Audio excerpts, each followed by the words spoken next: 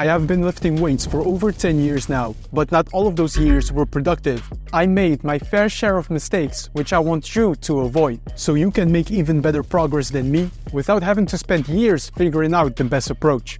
Let's dive straight into my 5 biggest mistakes that lost me years of gains. My first mistake was being too focused on making my muscles feel tired rather than actually making progress by getting stronger in my workouts. Many people have this idea that you should completely destroy your muscle if you want to grow it. If you only rest 30 seconds between each set and do 8 different exercises for a muscle, that muscle is going to be on fire and you'll be very sore the next day. But that does not mean that you are training effectively for muscle growth. Muscles adapt by getting bigger and stronger when you overload them. Effective muscle growth training is not about making your muscles feel tired. It's about performing a bit better than last time in your exercises, so that your body has a reason to adapt and build bigger muscles. This is why the concept of progressive overload should be the focus point in your workouts. And progressive overload is not just always lifting heavier weights. You can also progress by doing more repetitions. A 2022 study is a great example of this. They had 2 groups of people follow the same training program. One group progressed by only increasing their repetitions performed while lifting the same weight. The other group progressed by exclusively increasing the amount of weight they lift almost every week. At the end of the 8-week program, muscle growth was the same in both groups. So do not feel rushed to increase the amount of weight you lift every workout. Doing an extra repetition here and there is solid progress too. Also, to make sure you're well recovered and can maximize performance in each set you do, give yourself enough resting time between sets.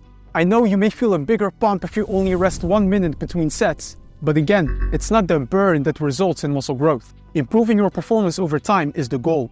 In another 2015 study, the researchers compared resting 1 minute versus 3 minutes between each set. The group with a 3-minute rest interval gained more muscle because they were able to perform better in their workouts. If you push yourself hard for progressive overload, you actually need those 2 to 3 minute rest intervals to recover, and you'll still notice a good pump. The second mistake I made is also training related, and that is hopping from one training program to another. I remember back in the day I read an article in which Arnold said that he trains for muscle confusion. You need to always keep your muscles guessing. Use the shocking principle. This inspired me to do different exercises for my muscles every week. While it was fun and I got to do many different exercises, for muscle growth it's less effective because you need stability in your exercise selection. You see, whenever you do a new exercise, the initial progress you make mostly comes from neuromuscular adaptations and skill acquisition. If we look into the research about when muscle growth happens, typically in the first 2 weeks of your training, muscle growth is almost non-existent, as you can see in this graph. But around the 3rd week of a training program, that's when muscle growth starts kicking in.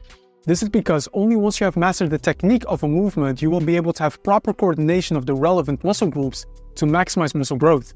If every 2 weeks you change up your exercises, you will always be in a learning phase and will not be training effectively.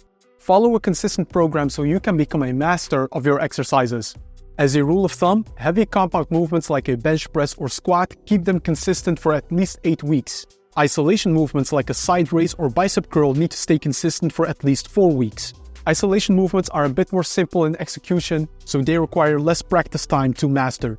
Essentially, make sure you have an effective training program that trains all the major muscle groups and stick with it. Do not get distracted by all the fancy TikTok exercises you see online.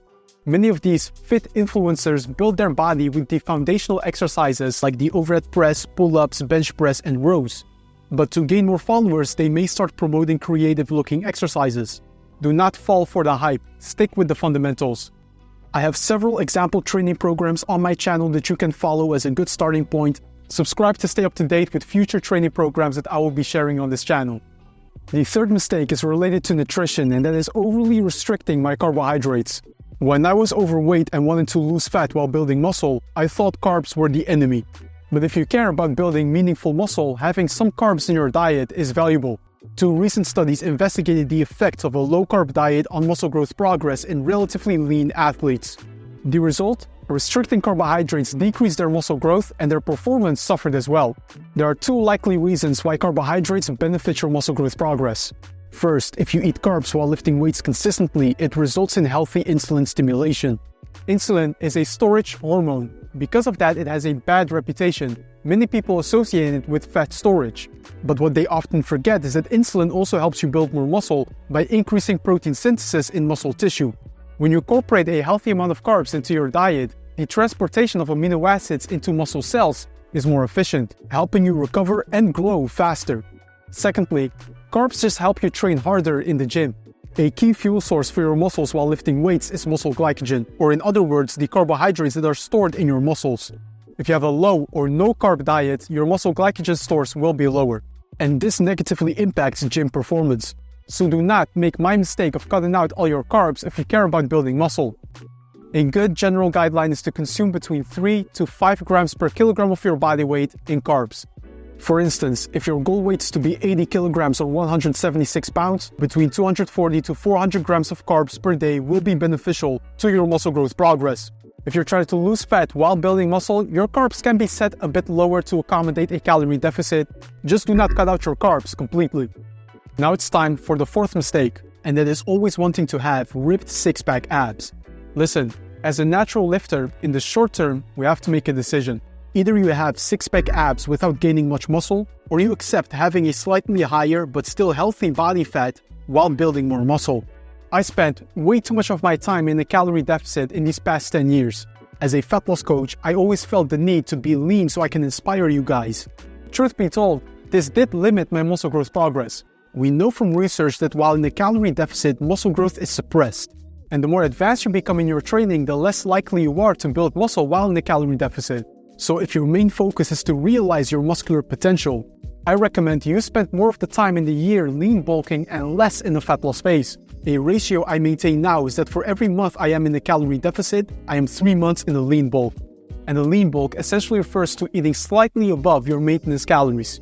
There is research indicating that eating 10% above your maintenance calories improves muscle growth because your body now has more energy to build up new muscle mass. As a practical example, if you maintain your body weight at 2,500 calories per day, eating around 2,750 calories, which is a 10% calorie surplus, will help you gain muscle faster. I call this a lean bulk because just a 10% calorie surplus will keep you relatively lean. If you lean bulk for 3 months and then have a 1-month mini cut, you will constantly hover around a similar body fat percentage range while building muscle. This strategy is how I have stayed lean while building muscle, and I apply this strategy as well with my online coaching clients. The fifth and final mistake was that I was blaming my bad genetics for why I wasn't able to gain muscle. You know the feeling when you start training with your friends and they gain good muscle in a few months, while you were just sitting there with no gains? Well, that's how I felt. I never was the muscular or athletic guy growing up. So I always had this limiting belief that maybe building muscle just wasn't for me because of my genetics. And of course, genetics do matter. In one study, it was found that having wider joints like wider wrists, knees, and shoulders is associated with being able to build more muscle. Also, if you're born with a higher birth weight, you typically gain muscle faster later in life, as showcased in this study. I tick all of these boxes. I have small wrists, had a low birth weight, and definitely wasn't athletic growing up. But still, today I'm satisfied with how much muscle I have while being able to stay at a low body fat percentage. And what helped me is to check myself on my excuses. If it's harder for you to build muscle than your friends, you have to work harder and smarter than your friends. It's like all things in life. Some people are natural superstars in math. Others have to spend weeks studying with advanced learning tools to pass the exam. If you feel that your muscle growth is below average, you have to start paying more attention to the small details. Training science-based becomes more important than ever. So you are subscribed to the right channel, because I will definitely be sharing science-based training strategies regularly. For now, I want to leave you with 3 checks to make sure that you are putting in the work. First, when you lift weights, are you actually pushing close to muscle failure? The only way you can know this is by sometimes going all out on your exercises. Especially if muscle growth doesn't come quick, each working set you do needs to be challenging and close to failure. Secondly, are you eating at least 1.6 grams per kilogram of your body weight in protein? And are you distributing this protein over 3 to 5 eating moments? You don't need to have 3 to 5 actual meals, but think in 3 to 5 protein sources. You could have 2 warm meals, a protein shake, and Greek yogurt snack as an example and be fine. Thirdly, are you spending enough time in a lean bulk? Having at least 3 months of lean bulking for every month of being in a calorie deficit is what I recommend. If you would like my personalized guidance in optimizing the details of your muscle growth journey, apply to my one-on-one online coaching service. I will personally design your training and nutrition while holding you accountable throughout the process.